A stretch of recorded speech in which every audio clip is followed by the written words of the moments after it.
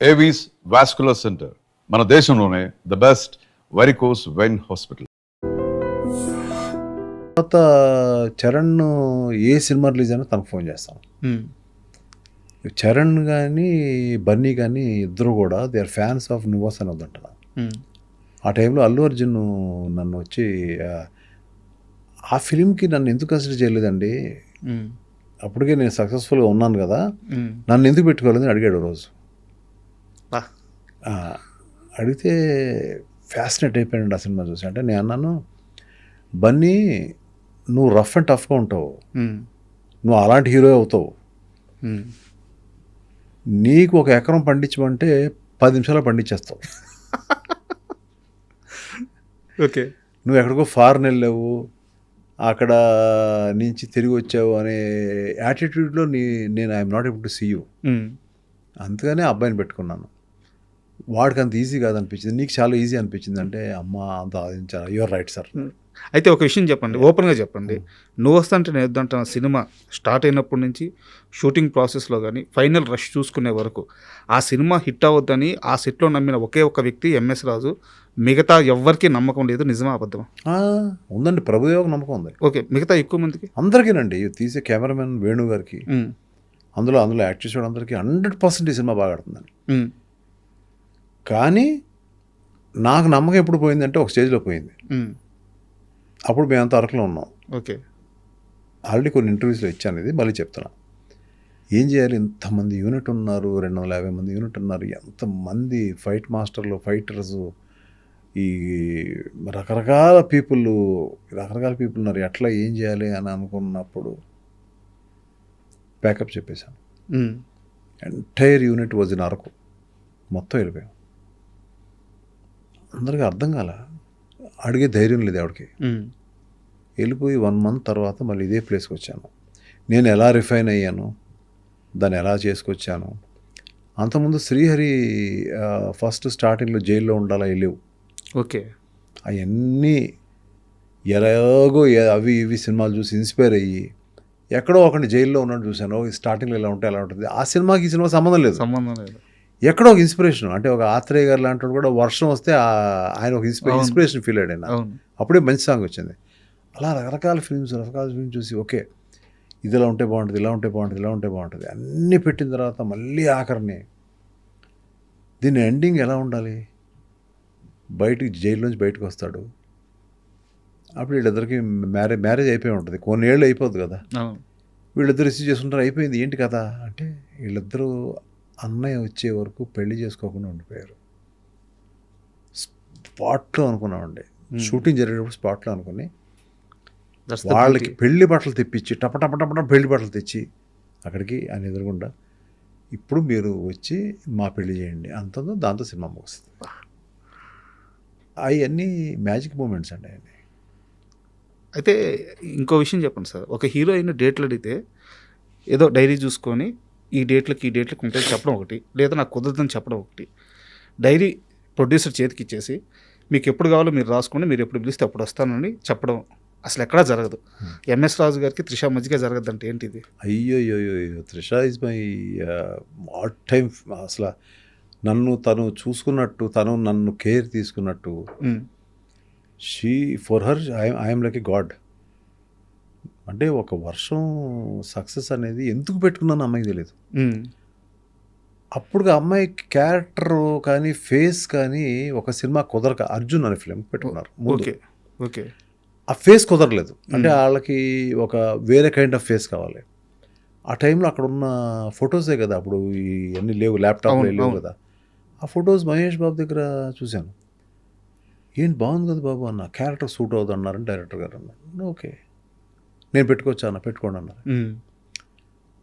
అప్పుడు అమ్మాయి ఆ సినిమాలో లేను, వాళ్ళతో కలిసి ఒక్కడు చేశారు, లేను అనే ఒక డిజెక్షన్లో అమ్మాయి ఉన్నట్టుంది. ఆ నుంచి ఫోన్ రాగానే ఒక కేక. వెంటనే మేము వస్తున్నామండి వచ్చేయమంటారా అంటే లేదు నాకు వేరే పని ఉంది, సాంగ్ రికార్డింగ్స్ ఉన్నాయి, నేను అక్కడికి వస్తాను అని చెప్పి టపటపా నేను అక్కడికి వెళ్ళడం. వాళ్ళు ఫ్లాట్లు ఉన్నారు అప్పుడు వాళ్ళు. ఓకే, ఫ్లాట్కి వెళ్ళాం. అప్పుడు లేదు త్రిష లేదు, ఇప్పటికీ గుర్తు నాకు. వాళ్ళ అమ్మ ఉంది, మాట్లాడుతున్నాను, ఉమ్మగారు అది ఇది అని మాట్లాడుతున్నాను. ఆవిడకి నేను పెట్టుకుంటే బాగుండు ఈ సినిమాలో, ఆల్రెడీ రిజెక్ట్ అంటే నా ఉద్దేశంలో రిజెక్ట్ కాదు, క్యారెక్టర్ సూట్ అవట్లా, చాయిస్. చాయిస్ కాదండి, క్యారెక్టర్ సూట్ అవట్లా. అమ్మాయిని చూసిన తర్వాత ఫైనల్ చేద్దాం అని అనుకుంటున్నాను నేను. వచ్చింది ఆ అమ్మాయి, మంచి జీన్స్లో వచ్చింది, వచ్చి కూర్చుంది ఇక్కడ నేను కూర్చున్నా, అక్కడ కూర్చుంది. ఏంటి చిన్న టమ్మీ ఉంది, ఎక్సర్సైజ్ అన్న. ఓకే అంది. అంటే వాళ్ళకి అర్థమైపోయింది నేను సినిమా పెట్టుకుంటున్నానని. సో వెంటనే ఉమాగారు అంది, వాళ్ళ మదరు, అయితే మీరు సినిమా పెట్టుకుంటారన్నమాట అంది. అందుకే కదా చెప్పింది. అంతే, ఇంక అక్కడి నుంచి అమ్మాయి వెనక్కి తిరిగి చూడలేదు, సార్ ఒక్క ప్రశ్న అడగలేదు. ఆ అమ్మాయికి ఎంత అభిమానం అంటే, నేనంటే ప్రాణం అమ్మాయికి. అక్కడి నుంచి ఎలా ఉంటుందంటే, ఇట్స్ లైక్ సీన్ చూడదు, నాకు ఏం వద్దు, it's an MS Raju film, నాకు స్పాట్లో ఇచ్చేయండి సీన్ అంతే, ముందెళ్ళి చదువుకోవడాలు ఏ ఉండదు. అది కాదండి, మీరు ఎవరి తమిళని నేర్చుకోండి, నో, స్పాట్కి వచ్చి నాకు చెప్పండి సీన్ అంతే. ఆ ప్రశ్న అడగను, ఏం అడగను, ఎక్కడ డ్యాన్స్ చేయమంటే చేస్తాను. 75 రోజులు వర్షం అండి, 75 రోజులు అమ్మాయి మీద వర్షం పడింది. అప్పుడు వర్షానికి వంశీ పైడిపల్లి నా దగ్గర ఆ సినిమాకి పనిచేశాడు. దానికి పనిచేస్తే అసోసియేట్ డైరెక్టర్గా పనిచేస్తే తను మొత్తం రెయిన్కి అంతా ఇచ్చారు సరే. ఓకే. అప్పుడు అమ్మాయి కొంచెం పక్కనేయండి అని అతను చెప్పేది, నడిచివ్వండి గట్టిగా ఇక్కడి నుంచి. సో అట్లా అమ్మాయి కొన్ని సీక్వెన్సెస్ అయితే నా వల్ల కాదు ఏడ్చేది అమ్మాయి. నేను చెప్పాను కదా చాలా కష్టం ఉంటుంది, రైలు వెళ్తూ ఉంటుంది, దూకాలి అని చెప్పాను కదా నీకు. కళ్ళు నీళ్ళు పెట్టుకుంటే అట్లాగా వెళ్ళిపో, నీ ఇష్టం, నువ్వు వచ్చి అలా పట్టుకునేది లేదు, నేను చేస్తాను. అక్కడి నుంచి అమ్మాయి షీ బికేమ్ రియల్లీ క్లోజ్. అంటే మా ఇంట్లో ఫ్యామిలీ మెంబర్ లాగా అయిపోయింది అమ్మాయి. సార్ తను అక్కడి నుంచి నెక్స్ట్ నువ్వు వస్తానే వద్దన్నా, నేను అసలు అమ్మాయిని అనుకోవాలి నేను. ఓకే, ముందు తను కాదు, ఏ అమ్మాయిని పెట్టాలో కూడా తెలియదు, మళ్ళీ ఎందుకు రిపీట్ చేయాలి. అమ్మాయి వచ్చి బుక్ తీసుకొచ్చింది, మధ్యలో ఎవ్వరూ లేరు, డైరెక్ట్గా ఎయిర్పోర్ట్ నుంచి వచ్చేసింది. ఏంటి వస్తున్నావు, ఏంటి ఏం పని ఉందో, వేరే పని ఉందని చెప్పింది. ఇదే డైరెక్ట్గా మా ఇంటికి వచ్చింది, భోజనం చేసింది. నేను సాయంకాలం వెళ్ళిపోతున్నానండి ఫ్లైట్ కంపే.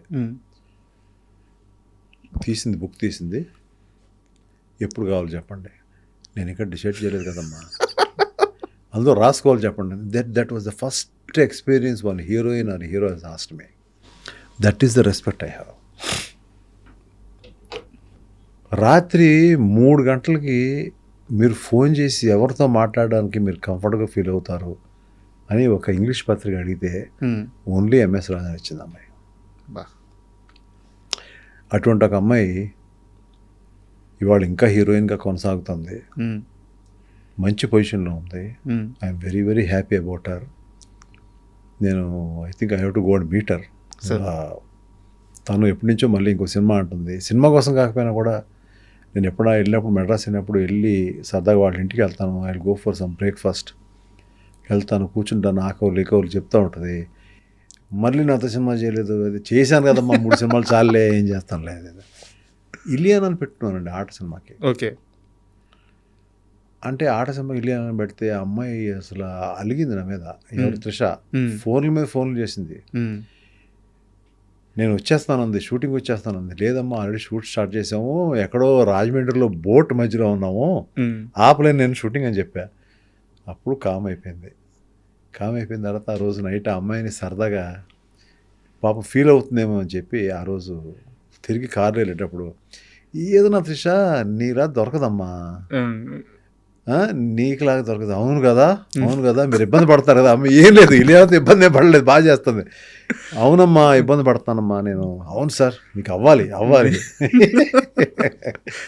అలా ఒక్కొక్కరిని లైక్ నా ఇంట్లో చిన్నపిల్లలాగా ట్రీట్ చేసేవాడు. ఎంతమంది స్టార్లు సార్, ఎంతమంది స్టార్లు.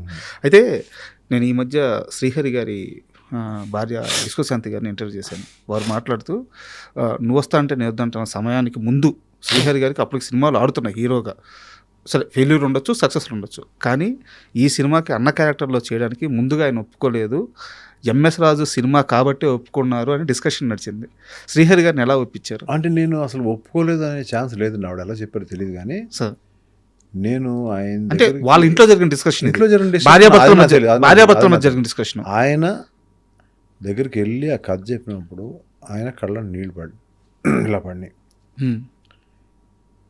చేస్తున్నాము, డబ్బుల గురించి మాట్లాడద్దన్నారు ఆయన. చేసేశారు.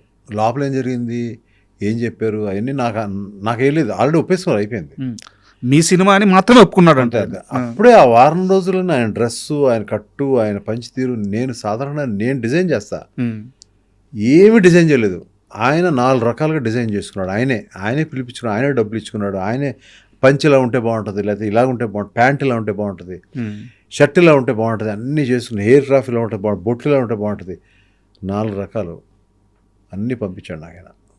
ఇది బాగుంది, ఇది బాగుంది అని పెట్టేసి పంపించేశారు. That was his dedication. Sir he was an emotion for the film sir. అబ్బా, హీ వాజ్ అన్ ఎమోషన్. అంటే మా అందరికి ఎమోషన్ ఆయన. అందరూ మాకు అందులో కావాల్సిన సిద్ధార్థ, అందులో కావాల్సిన త్రిష, వాళ్ళు పెట్టిన వాళ్ళందరూ ఎమోషన్స్ నాకు. Sir Prabhudeva, there all you know ఆ సినిమాకి దేవుడు పెట్టేశాడు అక్కడ, వాళ్ళని అక్కడ పెట్టేశాడు. మీరు ఎంఎస్ రాజు చుట్టూ ఉండని పెట్టేశాడు అన్నది అంతే.